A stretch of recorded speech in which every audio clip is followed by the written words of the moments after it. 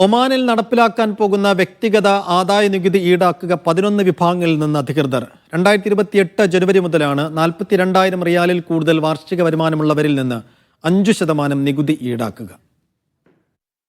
ഒമാനിൽ നടപ്പിലാക്കാൻ പോകുന്ന വ്യക്തിഗത ആദായ നികുതിയുടെ കൂടുതൽ വിവരങ്ങൾ അധികൃതർ പുറത്തുവിട്ടു.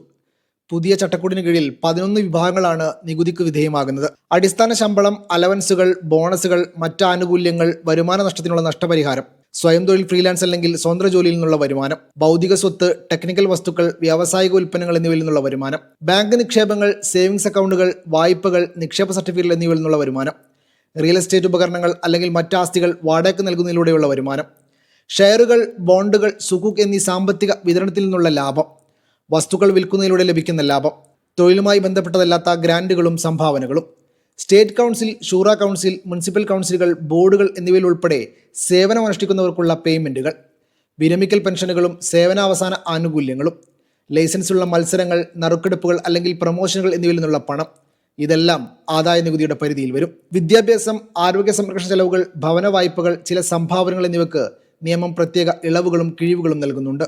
42,000 റിയാലിൽ കൂടുതൽ വാർഷിക വരുമാനമുള്ളവരിൽ നിന്ന് 5% നികുതിയായിരിക്കും ഏർപ്പെടുത്തുക.